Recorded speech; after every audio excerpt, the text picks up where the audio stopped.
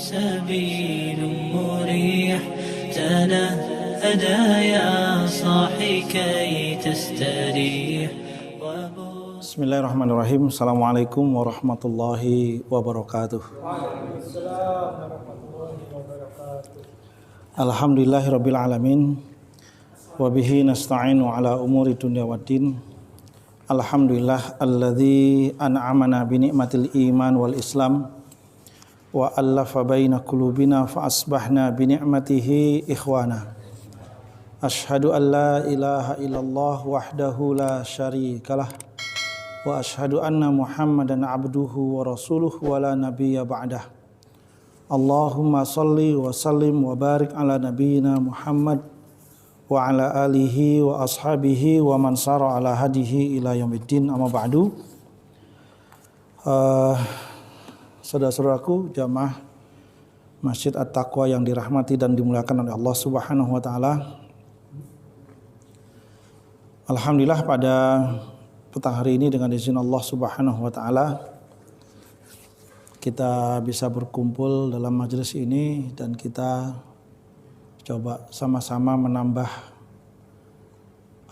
menambah waktu kita untuk berada di rumah Allah ini, karena tidak bosan-bosannya saya menyampaikan hadis Rasulullah bahwa selama kita berada di rumah Allah, kita akan senantiasa mendapatkan doa dari para malaikat. Dengan doa Allahumma gfir lahu warhamhu, Allahumma gfir lahu warhamhu. Terus begitu sampai kemudian kita keluar dari rumah Allah ini. Kita mendapatkan doa ampunan, doa dari para malaikat, dan kita mendapatkan doa agar kita mendapat limpahan rahmat dari Allah Subhanahu wa taala. Sehingga makin lama kita di sini, makin banyak kita mendapatkan doa dari para malaikat.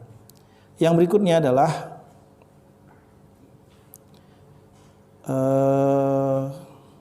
hadis Rasulullah SAW, di mana Rasulullah pernah bersabda, tidaklah suatu kaum yang berkumpul di rumah Allah dan kemudian dengan berkumpulnya itu dia mengingat Allah dan mempelajari ayat-ayat Allah Subhanahu wa taala, melainkan malaikat akan membersamai mereka. Malaikat akan membersamai kita. Ini janji Rasulullah SAW.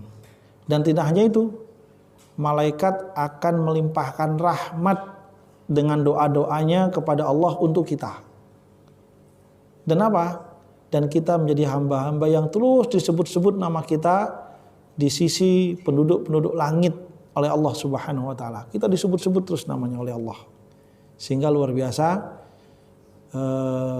hadir di sini yakini kita akan mendapatkan semua kebaikan-kebaikan itu insyaallah. Amin ya rabbal alamin. Kita lanjutkan pembahasan kitab Riyadhus Shalihin ini. Ya. Apa? Oh iya, tadi saya ngomong apa? Riyadhus Shalihin. Ya.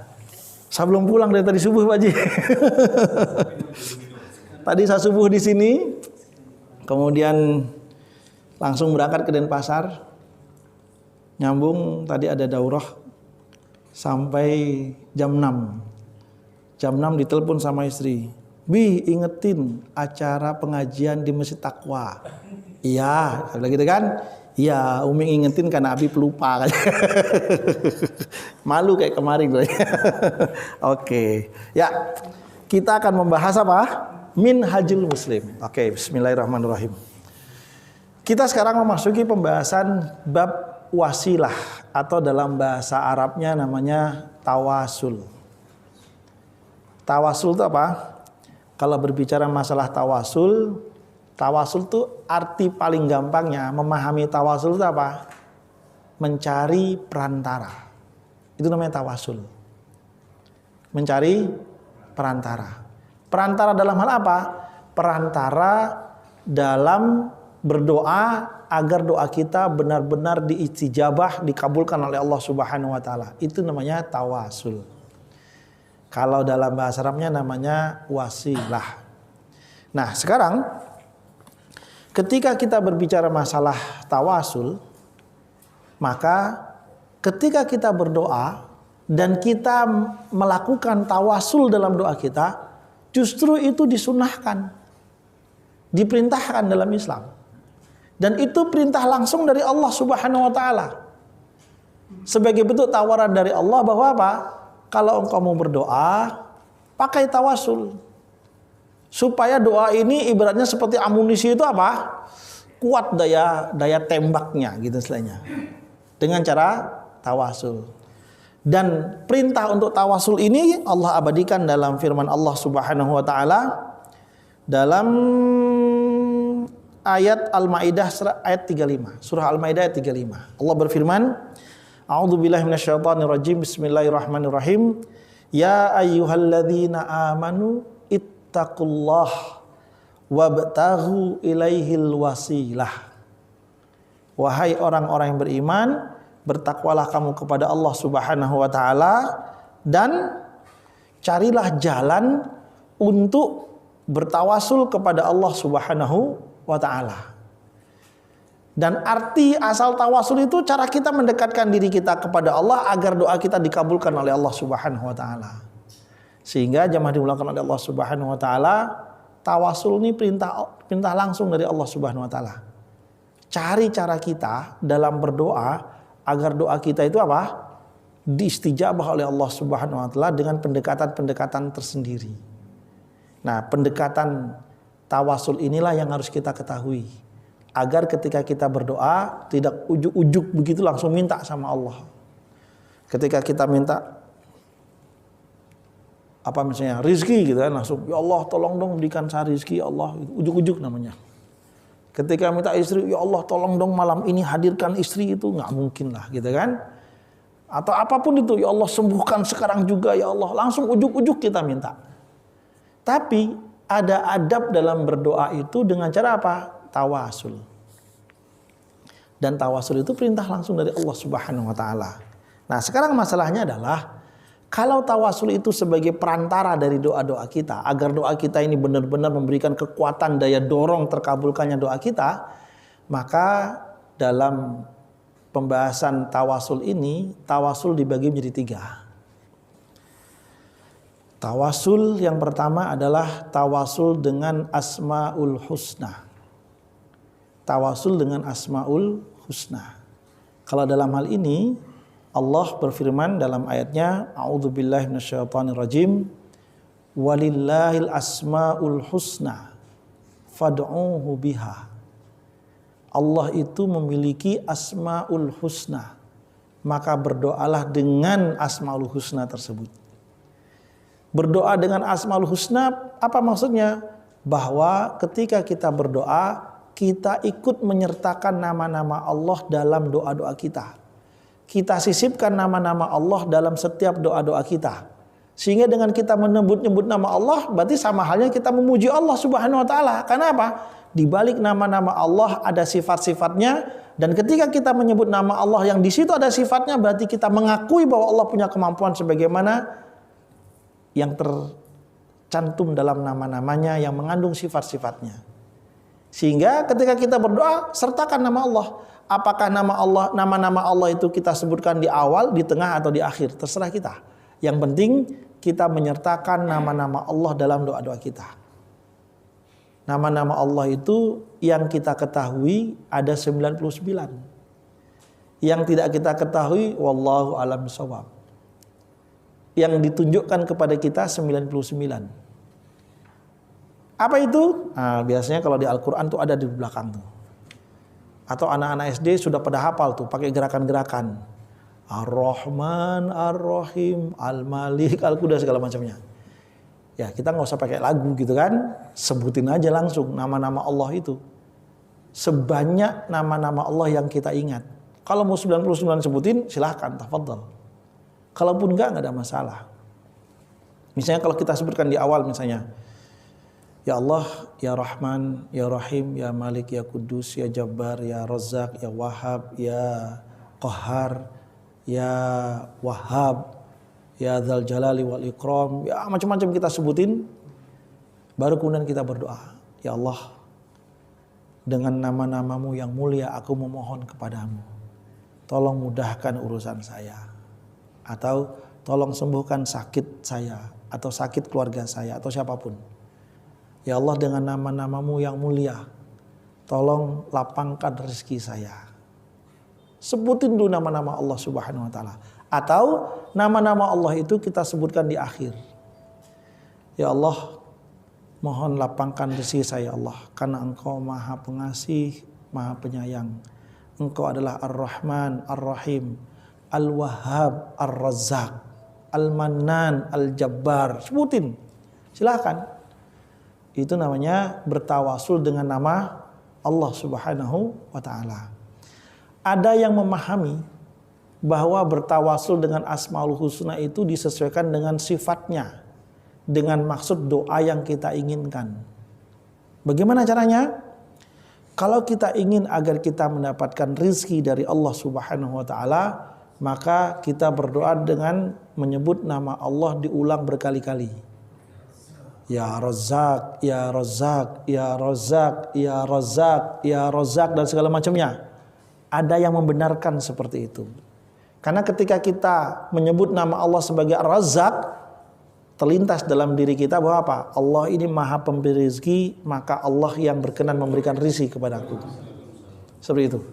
Ketika kita menyebut nama Allah Subhanahu wa ta'ala dengan Ar-Razzaq, maka kita meyakini Allah yang memberikan rezeki kepada kita. Ya Wahhab, Ya Wahhab, dan segala macamnya, silakan. Tapi mohon maaf, yang seperti ini kadang batasnya sangat tipis dengan hal-hal yang mohon maaf bertolak belakang dengan apa yang dicontohkan oleh Rasulullah SAW. Kenapa? Menyebut-nyebut nama Asmaul Husna diulang-ulang berkali-kali, silakan saja. Yang penting dalam hati kita ada harapan dengan apa yang kita minta kepada Allah dengan menyebut nama Allah. Tapi praktek di masyarakat itu kemudian apa? Kalau dibuka dalam buku Al-Mujarrobat, mungkin pernah tahu buku Al-Mujarrobat tuh, bukunya kecil. Di situ berisi tentang Asmaul Husna, misalnya gini, siapa yang menyebut Ar-Razzaq 3000 kali, maka akan dimudahkan dan dilapangkan rezekinya. Siapa yang menyebut Al-Jabbar, Al-Jabbar, Al-Jabbar 4000 kali misalnya, Allah akan angkat karirnya. Seperti itu. Kemudian Allah kalau menyebutkan Al-Wahhab, Al-Wahhab, dan segala macamnya. Sehingga berapa banyak orang, ini amalkan ini, baca ini 3000 kali. Nah, itu yang jadi tanda tanya. Siapa yang nyuruh 3000 kali? Siapa yang menyuruh 4000 kali? Yang berikutnya, selain mempertanyakan tentang jumlah angka-angka yang harus kita sebutkan, kemudian ada janji di situ, kalau dibaca sekian ribu kali akan begini. Pertanyaannya, siapa yang menyampaikan itu? Siapa yang menjanjikan itu? Kalau bukan Allah dan Rasulnya yang menjanjikan, sudah selesai. Gak usah dipercaya. Kalau bukan Allah dan Rasulnya yang menjanjikan, tidak ada yang berhak untuk menjanjikan itu semuanya kepada kita. Karena yang berhak menjanjikan apa saja terkait dengan keyakinan kita kepada Allah dan Rasulnya, hanya Allah dan Rasulnya saja. Sehingga ya lebih baik kita menggunakan Asmaul Husna ini sebagai sarana pendamping dari doa kita yang kita lantunkan kepada Allah. Jangan sampai kemudian akhirnya kita seperti punya amalan. Punya amalan, ya Razzaq, ya Razzaq, ya Razzaq, ya Razzaq, ya Razzaq sampai 3000 kali. Seperti itu. Nah, yang seperti ini yang kemudian, mohon maaf, kalau menurut saya karena memang tidak ada contoh, tidak ada perintah langsung dari Rasulullah SAW, apalagi dari Allah terkait menyebut nama-nama Asmaul Husna tertentu agar mendapatkan ini dan itu dengan jumlah bilangan tertentu, mendingan tinggalkan. Karena ini masalah syariah, ini masalah akidah, keyakinan kita di situ, sehingga lebih baik kita berhati-hati. Ya, itu terkait dengan Asmaul Husna, menjadikan Asmaul Husna ini sebagai sarana untuk tawasul, sebagai perantara kendaraan dari doa-doa kita untuk mendekatkan diri kita kepada Allah agar Allah berkenan mau mengabulkan doa kita. Yang berikutnya, tawasul yang kedua adalah tawasul dengan tawasul dengan amal soleh. Tawasul dengan amal soleh ini, kalau dalam ungkapan ayat dalam surah yang selalu kita baca sehari bisa 17 kali. Surah apa? Al-Fatihah. Dalam ayat surah Al-Fatihah ayat keberapa tuh? Kelima. Iyyaka na'budu wa iyyaka nasta'in. Kepadamulah kami beribadah dan kepadamulah kami memohon pertolongan. Maksudnya apa? Di antaranya bahwa sebelum kita minta pertolongan pada Allah, dekatkan diri kita dengan amal-amal ibadah kita. Kalau kita sudah mendekatkan diri kita dengan amal-amal ibadah kita, maka selanjutnya apa? Baru kemudian kita minta kepada Allah Subhanahu wa taala.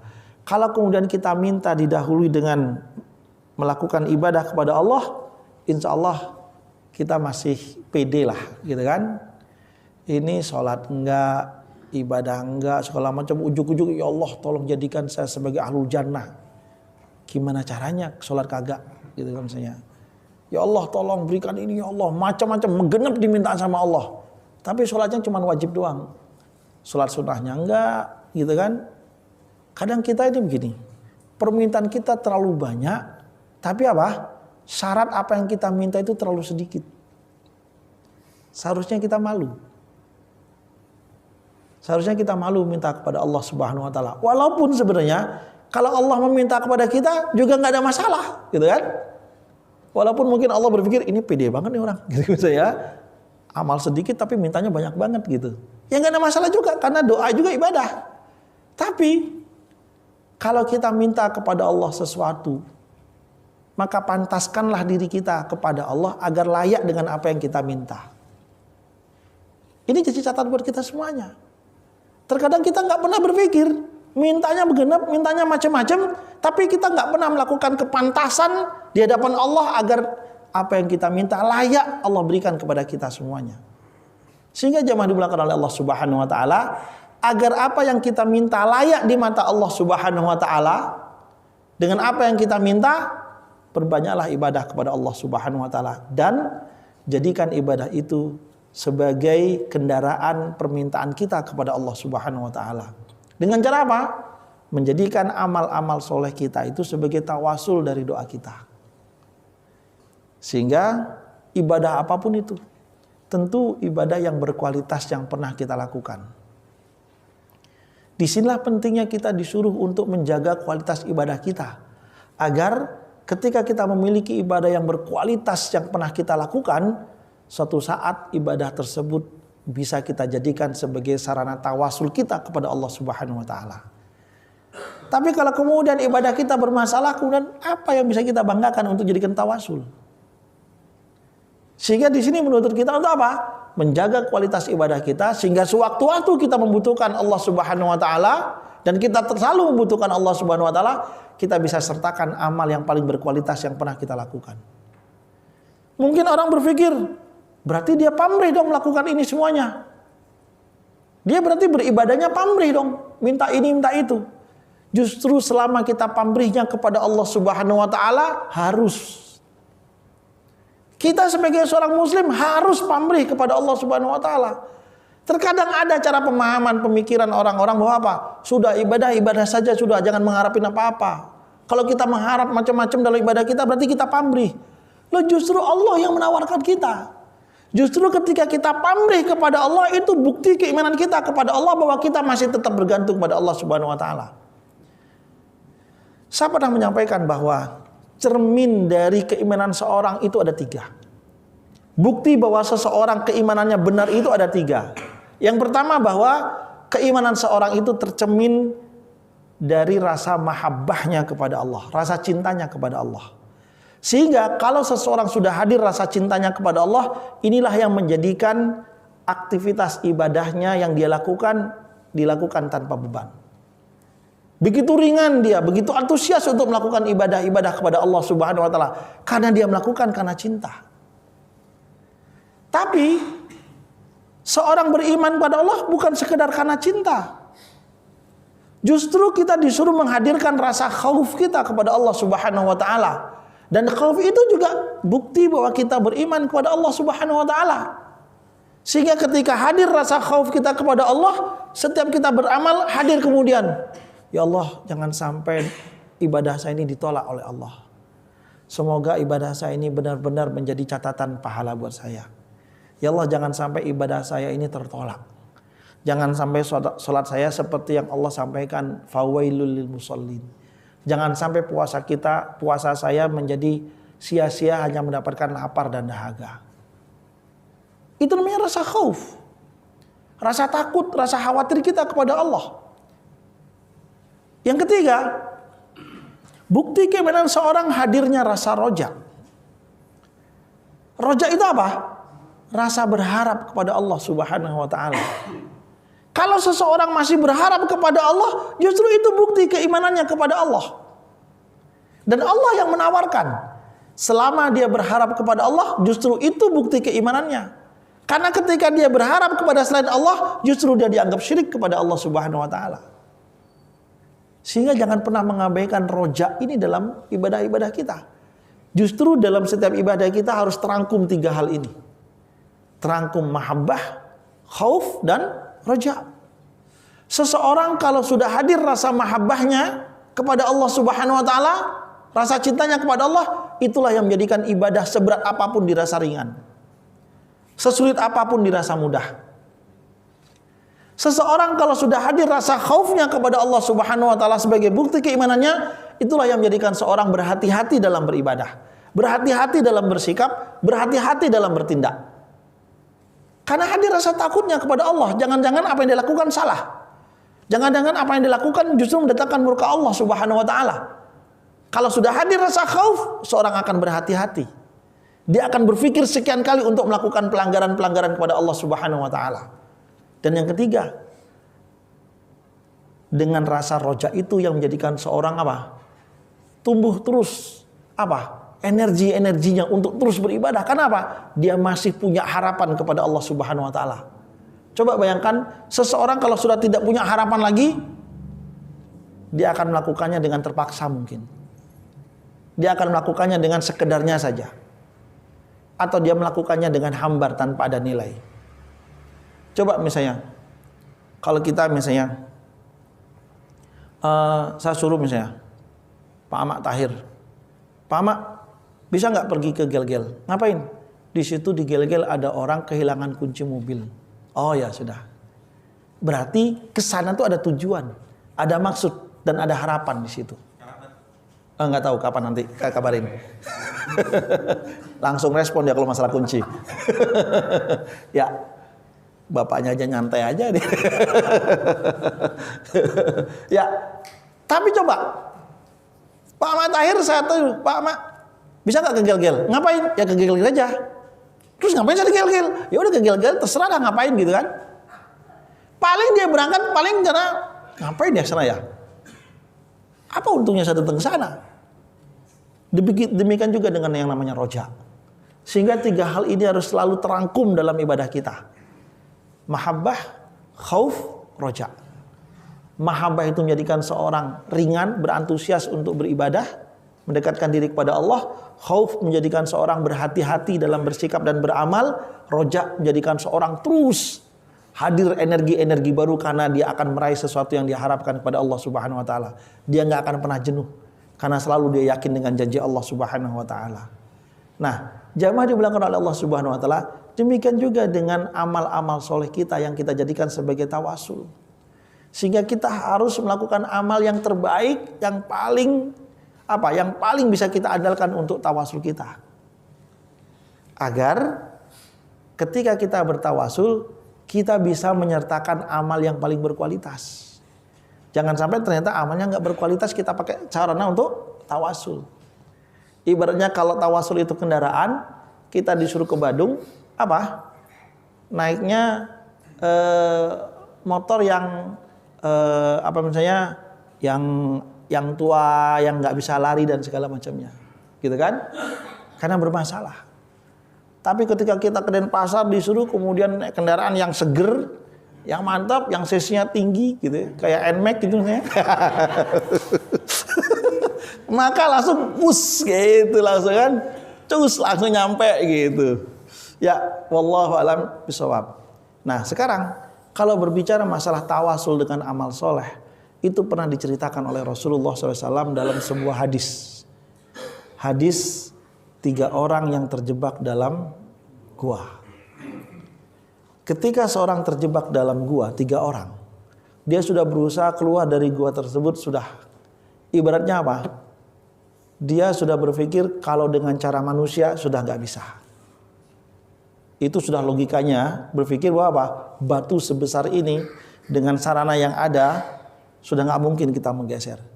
Tapi kalau dengan logika manusia itu tidak mungkin, tidak menjadikan seorang mukmin itu kemudian apa? Pesimis. Seorang mukmin itu harus tetap yakin, harus tetap optimis dengan kemampuan Allah Subhanahu wa taala. Kemarin kita berbicara takdir. Ketika kita berbicara takdir, seorang mukmin yang memiliki pemahaman takdir yang benar, maka dia tidak akan pernah pesimis, dia tidak akan pernah berputus asa, dia tidak akan patah arang dalam menghadapi masalah-masalah hidupnya. Karena seberat apapun masalahnya, kalau Allah sudah membersamainya, jadi ringan. Sesulit apapun masalahnya, kalau Allah membersamainya, dia akan mudah. Bahkan masalah yang menurut logika manusia itu tidak mungkin diselesaikan, itu sangat mudah bagi Allah untuk menyelesaikannya.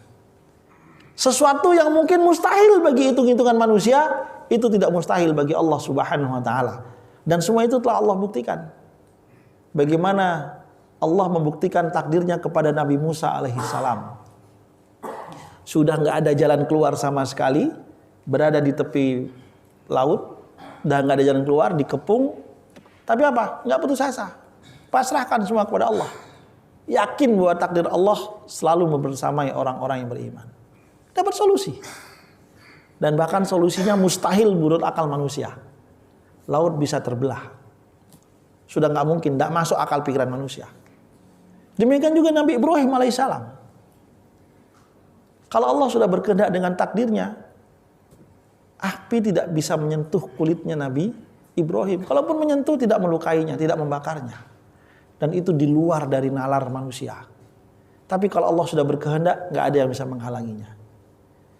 Nabi Muhammad SAW, siapa yang percaya dengan peristiwa Isra dan Mi'rajnya Rasulullah?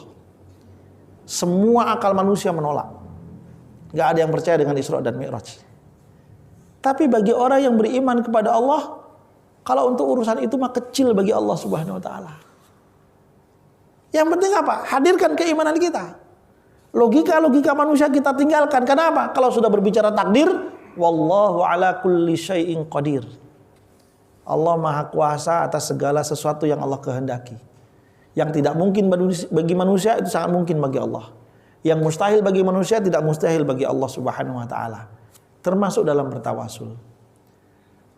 Kalau seseorang masih berdoa kepada Allah, berarti dia masih punya harapan kepada Allah. Sehingga dalam sebuah hadis Rasulullah pernah bersabda, cukuplah seorang itu dikatakan sombong kalau dia tidak berdoa. Berarti dia merasa nggak perlu kepada Allah. Atau Allah sangat melaknat orang-orang yang berputus asa. Sehingga dalam ayat Allah berfirman, la tai'asu min rauhillah. Jangan pernah berputus asa dengan rahmat Allah Subhanahu wa ta'ala. Termasuk dengan 3 orang yang terjebak dalam gua. Secara ukuran manusia nggak mungkin dia bisa keluar. Tapi dia masih percaya dengan takdir Allah Subhanahu wa ta'ala. Dia yakin dengan kemampuan Allah Subhanahu wa ta'ala. Caranya bagaimana? Bukan sekedar doa. Tapi apa? Bertawasul dalam berdoa. Karena tujuan tawasul itu apa? Untuk menjadikan dorongan doanya itu lebih kuat diterima oleh Allah Subhanahu wa taala. Sehingga dia tidak sekedar berdoa, tapi dia bertawasul dalam doanya. Tawasulnya dengan apa? Tawasulnya dengan amal soleh. Sehingga masing-masing sepakat sudah kita bertawasul kepada Allah dengan amal soleh yang paling berkualitas yang pernah kita lakukan. Saya ceritakan dulu, nanti saya simpulkan. Orang yang pertama bertawasul dengan apa? Bahwa dia selama hidupnya ini berbakti kepada ibunya. Ngurus ibunya, segala pokoknya sebagai bentuk baktinya kepada ibunya. Dan semua itu dia lakukan hanya ingin mengharapkan ridho Allah Subhanahu wa ta'ala. Dia lakukan itu tulus sebagai bentuk baktinya kepada ibu dan melaksanakan perintah Allah untuk berbakti kepada orang tua. Maka kemudian dengan baktinya itu dia berdoa, ya Allah, dengan bakti saya kepada ibu saya, tolong bukakan pintu gua. Dengan ketulusan saya berbakti kepada ibu saya, tolong bukakan pintu gua. Ini orang pertama. Orang kedua ini pernah mengisahkan bahwa saya dulu pernah didatangi seorang wanita yang dia ingin berhutang kepada saya. Saya mensyaratkan kepadanya, kalau kamu mau berhutang, syaratnya harus melayani saya. Wanita tersebut mau, karena sangat membutuhkan itu semuanya. Akhirnya apa? Ketika akan terjadi peristiwa perzinahan, dia sadar dan tidak jadi melakukan zina dan ditinggalkan. Dan dia bantu wanita tersebut. Dan dia mengatakan apa? Ya Allah, saya tinggalkan kesempatan saya untuk berzina ini karena saya takut kepada Allah Subhanahu wa taala. Saya tinggalkan maksiat zina ini karena saya takut kepada Allah Subhanahu wa taala. Ya Allah, karena saya takut kepadamu, sebagai bentuk ketaatan keimanan saya kepadamu, tolong bukakan pintu gua. Yang ketiga, orang ketiga ini dia seorang pengusaha, punya karyawan. Ada karyawannya yang pergi yang belum mengambil gajinya. Sampai kemudian Allah takdirkan pengusaha ini kemudian Allah takdirkan bangkrut.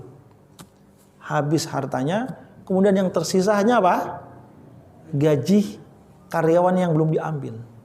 Dari gaji itu kemudian dipakai untuk memulai merintis usaha lagi. Kemudian dia berhasil lagi. Setelah berhasil, karyawannya datang. Ketika karyawannya datang, dia mengatakan apa? Ini semua milik kamu semua. Karena sebenarnya harta saya sudah habis dan saya memulai merintis dari hartamu. Ya Allah, saya lakukan ini karena benar-benar ingin berhati-hati untuk tidak mengkonsumsi apa yang bukan jadi hak saya. Coba kalau saya simpulkan dari peristiwa ini. Yang pertama, dia berbakti kepada ibunya. Itu amal soleh. Dengan melakukan sesuatu, ketaatan. Karena perintah Allah. Yang kedua, meninggalkan maksiat. Ternyata maksiat itu juga termasuk amal soleh.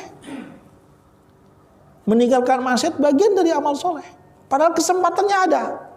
Tapi tidak dia lakukan. Kenapa? Dia takut kepada Allah. Meninggalkan maksiat karena takut kepada Allah. Inilah yang kemudian dikenal dengan amal soleh. Yang ketiga, seorang ini memberikan semuanya yang bukan menjadi haknya. Kenapa? Sebagai bentuk kehati-hatian. Bahwa berhati-hati dalam amal itu penting. Kalau dalam bahasa fikihnya, berhati-hati dengan suatu hukum yang belum jelas, itu namanya subhat. Dan subhat itu perintah agama disuruh tinggalkan. Al halalu bayyinun wal haramu bayyinun wa ma bainahuma umurun mustabihat la ya'lamuhunna katsirun minan nas. Yang halal sudah jelas, yang haram sudah jelas. Antara yang halal dan yang haram namanya subhat. Padahal yang subhat ini banyak di antara kita yang enggak tahu, yang enggak paham. Tapi apa perintah Rasulullah? Faman ittaqa subhat faqad istabra li dinihi wa irdihi. Siapa yang meninggalkan yang subhat berarti dia telah menjaga dirinya, menjaga kehormatan dirinya dan juga menjaga kehormatan agamanya. Wa man waqa'a fi subhat, namun siapa yang memakai yang subhat faqad waqa'a fil haram, maka dia bisa terjerumus kepada sesuatu yang haram. Sehingga sikap kehati-hatian dalam satu amal itu bagian dari amal soleh. Sehingga kalau kita perhatikan, bentuk amal soleh itu bukan sholat saja, bukan sekedar puasa saja. Pertanyaannya, apakah orang ini tidak sholat? Dia pasti sholat. Tapi kenapa tidak pakai sholat sebagai sarana wasilahnya? Ini sebagai contoh bahwa sarana tawasul dengan amal soleh itu tidak harus dengan ibadah personal kita kepada Allah. Justru ibadah sosial kita bisa kita jadikan sebagai sarana tawasul. Berbakti kepada orang tua bagian dari ibadah sosial kita. Tidak harus dalam bentuk ibadah sholat. Itu mah biasa. Tidak harus dalam bentuk ibadah puasa. Walaupun ada silahkan. Tapi bahwa bentuk amal sosial kepada orang lain itu bisa kita jadikan sebagai sarana tawasul. Yang penting kita lakukan dengan sebaik-baiknya. Yang kedua, meninggalkan maksiat itu termasuk amal soleh yang bisa kita jadikan sebagai sarana tawasul.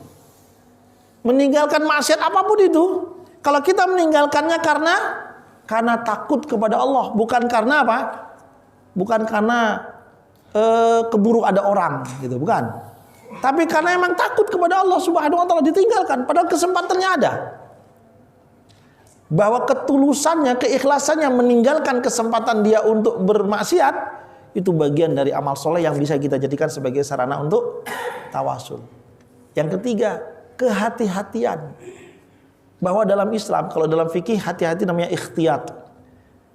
Kehati-hatian dalam bersikap, dalam beramal, dalam menggunakan sesuatu, itu juga bagian dari amal soleh. Yang juga bisa kita jadikan sebagai sarana apa? Tawasul. Setelah mereka bertiga berdoa, bertawasul dengan Asmaul Husna, maka kemudian qadarullah, pintu gua ini apa? Terbuka. Dari sini, dari hadis ini kita belajar bahwa apa? Sesuatu yang tidak mungkin bagi manusia itu sangat mungkin bagi Allah. Dan sangat mudah bagi Allah. Yang penting apa? Tetap yakin kepada Allah dan cari cara-cara agar Allah berkenan mengabulkan doa kita. Di antaranya dengan cara bertawasul. Bertawasul dengan amal soleh. Sehingga kita bisa saja melakukan amal soleh dengan cara apapun. Misalnya kita pernah bersedekah seikhlas apapun nilainya, sampaikan, ya Allah, selalu pernah bersedekah kepada seseorang. Walaupun gak banyak ya Allah, tapi saya ikhlas banget ya Allah. Tolong ya Allah, dengan keikhlasan saya bersedekah ini, tolong mudahkan urusan saya hari ini. Atau misalnya kita pernah nolong orang. Orang tersebut perlu pertolongan kita. Kemudian dengan ringan tangan kita menolongnya karena kita tergerak untuk menolongnya, ikhlas mengharapkan ridho dari Allah Subhanahu wa taala. Jadikan itu sebagai sarana tawasul kita. Ya Allah, dulu saya pernah menolong seseorang. Ikhlas karena murni mengharapkan ridho dan balasanmu. Maka ya Allah, untuk kali ini tolong, dengan keikhlasan saya menolong saudara saya, tolong bantu saya untuk menyelesaikan masalah yang sedang saya hadapi. Bisa. Apalagi kalau berbicara masalah ibadah-ibadah pribadi kita. Sholat kita, puasa kita, silakan. Ya Allah, saya tadi baru saja menyelesaikan puasa ya Allah, puasa sunnah. Ikhlas ingin mengharapkan balasan dan ridho-Mu. Maka ya Allah, tolong dengan puasa ini tolong mudahkan urusan saya, lapangkan rezeki saya, dan macam-macam kita minta pada Allah. Sebutkan amal soleh yang pernah kita lakukan yang paling berkualitas untuk mengiringi doa-doa yang kita harapkan kepada Allah Subhanahu wa taala. Itu tawasul dengan amal soleh. Sudah azan ya? Sedikit saya singgung yang ketiga. Tawasul yang ketiga adalah tawasul dengan rajulun soleh. Tawasul dengan orang soleh. Tawasul dengan orang soleh ini juga apa? Diperintahkan dalam agama. Dan Rasulullah melakukannya. Tawasul dengan rajulun soleh ini syaratnya apa? Bahwa rajulun soleh itu syaratnya masih hidup. Kalau bertawasul dengan rajulun yang sudah meninggal dunia, sesoleh apapun, maka kalau kita lihat penjelasan para ulama, tinggalkan. Jangan sampai kemudian nanti kita jatuh tabarruk kepada ahlil kubur. Mencari berkah kepada ahlil kubur, sesoleh apapun dia. Waktunya mepet, gak mungkin saya jelaskan ini. Insya Allah pekan depan ingatkan saya membahas tentang masalah tawasul dengan rajulun soleh yang sudah meninggal dunia. Karena ini menjadi polemik. Mohon maaf sekali, di masyarakat kita dapati saudara-saudara kita begitu berantusias untuk melakukan ziarah kubur. Kemana? Ke makam wali-wali. Tapi kalau tujuan ziarah kuburnya adalah dengan tujuan untuk mencari berkah dari ahli kubur, masuk kategori apa? Bertawasul dengan rajulun soleh yang sudah meninggal dunia. Dan itu dilarang. Nanti akan kita bahas. Yang dibolehkan adalah bertawasul dengan rajulun soleh yang masih hidup. Dan ini dicontohkan oleh Rasulullah ketika sahabat Umar bin Khattab mau melaksanakan umroh. Kemudian ketika Rasulullah bertemu, wahai Umar, saya dengar engkau mau umroh. Iya ya Rasulullah. Kemudian apa kata Rasulullah kepada Umar? La tansana ya ukhayya fi du'aik. Wahai saudaraku, ukhayya itu saudara kecilku, adikku gitu ya. Wahai adikku, jangan kau lupakan kami dalam doa-doamu. Berarti apa? Rasulullah berharap agar didoakan oleh siapa? Sahabat Umar bin Khattab. Padahal kalau Rasulullah berdoa mustajab. Seorang nabi dan rasul. Tapi Rasulullah ingin mencontohkan bahwa hal yang seperti itu bisa dilakukan. Bertawasul dengan rajulun soleh. Atau apa lagi rajulun soleh yang lainnya? Ada yang tahu kisah siapa? Kisah Uwais bil Qarni. Kisah Uwais bil Qarni itulah kisah bahwa perintah untuk bertawasul dengan rajulun soleh. Justru yang memerintahkan siapa? Rasulullah SAW. Bahkan Rasulullah menyebutkan secara spesifik namanya dan juga apa? Ciri-cirinya. Jika kamu bertemu dengan Uwais, maka mintalah doa kepadanya. Karena doanya Uwais itu apa? Mustajab. Kalian tidak mengenalnya karena Uwais tidak dikenal oleh penduduk bumi, tapi dia sangat dikenal oleh penduduk langit. Sampai-sampai kemudian hadis tersebut menjadi obsesinya sahabat Umar bin Khattab. Sahabat Abu Bakar As-Siddiq meninggal dunia, kemudian diganti oleh sahabat Umar bin Khattab. Sahabat Umar terus mencari informasi. Dapatlah informasi bahwa ada orang Yaman yang datang untuk melaksanakan ibadah haji ke Mekah. Disamperin ke Mekah. Dicari mana rombongan dari Yaman. Ketika dicari ketemu rombongan dari Yaman, ditanya, Anda kenal Uwais? Siapa ya Uwais? Justru rombongannya nggak tahu. Tanya lagi, kenal Uwais? Nggak tahu. Coba tanya kepada orang yang di belakang itu yang ngurusin barang-barang kami. Dia tahu tuh siapa barang-barangnya. Mungkin tahu siapa si Uwais. Padahal Uwais itu ya dia sendiri gitu kan. Yang ngurusin barang-barang itu. Karena khalifah yang bertanya. Nggak ada orang pikiran nanya kepada tukang ngurusin barang-barang dengan yang menyiapkan makanan kendaraan ontanya. Itu tugasnya Uwais agar bisa ikut pergi haji. Kemudian Rasulullah sahabat Umar menyamperin Uwais. Anda kenal yang namanya Uwais gitu kan? Kenapa nyari Uwais gitu kan? Ya, saya nyari Uwais. Kemudian dia mengatakan, saya Uwais. Ada perlu apa gitu kan? Anda Uwais? Ya, kemudian dibuktikan. Dilihat ada tanda belang di tubuhnya. Karena bekas lepra kalau nggak salah. Dan sama seperti yang diceritakan oleh Rasulullah. Di situ kemudian Rasulullah yakin. Sahabat Umar yakin. Kemudian sahabat Umar minta, tolong doakan saya. Loh kenapa minta doa sama saya kan gitu ya? Yang minta doa siapa? Khalifah. Presiden bahasanya. Minta doanya kepada siapa? Tukang buruh, tukang inilah kendaraan itu. Yang suka gotong-gotong barang, ngasih makan kendaraan untuk pergi haji dan segala macamnya. Tukang parkir mungkin. Ya. Bagian teknisinya lah di situ kan. Coba, kenapa minta doa sama saya gitu kan? Diceritakanlah bahwa Rasulullah pernah menyampaikan sabdanya, kalau engkau bertemu Uwais, mintalah doa kepadanya. Kaget juga, berbunga-bunga juga Uwais. Tapi kemudian apa? Kata Uwais, mau mendoakan sahabat Umar tapi dengan syarat, jangan sampaikan tentang dirinya kepada orang lain selain dirinya, selain sahabat Umar. Agar apa? Ya kalau kemudian disampaikan kepada sahabat yang lainnya, ini ada Uwais nih, ada Uwais, bisa viral itu, gitu kan? Orang pada datang semua minta doa kepada Uwais, gitu kan? Dan itu bisa mengganggu apa? Hatinya Uwais. Coba tawaduknya Uwais. Yang jadi pertanyaan, kenapa Rasulullah menceritakan tentang kisah Uwais? Rasulullah ingin mengapresiasi ikhtiar dan upaya yang Uwais untuk bisa bertemu dengan Rasulullah SAW. Karena Uwais itu hidup di zaman Rasulullah tapi tidak sempat bertemu Rasulullah. Sehingga dia tidak dimasukkan sebagai jajaran para sahabat. Justru dia dimasukkan pada golongan siapa? Jajaran tabi'in. Karena Rasulullah menghargai Uwais, sudah berusaha untuk ingin bertemu dengan Rasulullah, tapi nggak bisa bertemu, kepikiran terus sama ibunya yang sakit, kemudian pulang dia. Itulah kemudian Rasulullah menghargai, mengapresiasi, dan memang Uwais itu adalah orang yang soleh.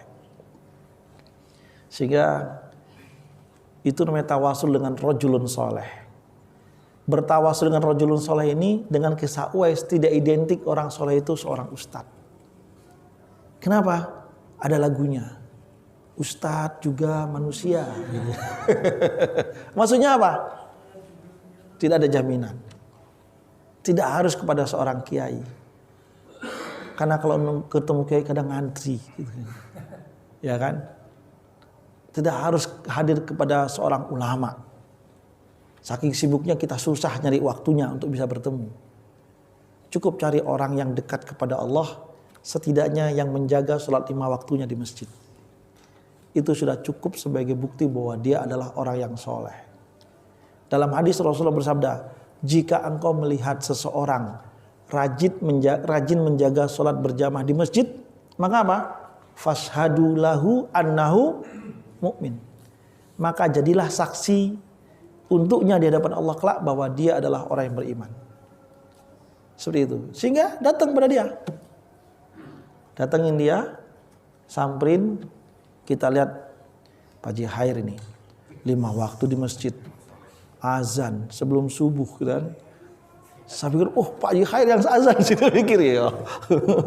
Datang Pak Haji Khair, saya sedang ada masalah Pak Haji, ekonomi saya sedang terpuruk Pak Haji, gitu kan. Tolong doakan. Tolong doakan saya Pak Haji supaya Allah mudahkan rezeki saya, lapangkan rezeki saya bisa membayar hutang-hutang saya. Ya kalau Pak Haji ngasih pinjaman sekalian lebih bagus. Maksudnya jangan sekedar doa Pak Haji. Ya itu contoh itu. Apa ya? Ya Allah bisa. Itu kurang lebih gambaran tentang apa? Tawasul dengan rajulun soleh. Waktu nggak memungkinkan, saya akan membahas tentang tawasul dengan rajulun soleh yang sudah meninggal dunia, dan ini menjadi polemik di kalangan para ulama. Sebagian mengatakan dibolehkan, sebagian mengatakan tidak dibolehkan. Insya Allah karena perlu waktu yang cukup panjang, saya akan bahas itu pada pertemuan yang akan datang. Insya Allah. Masih bisa ya?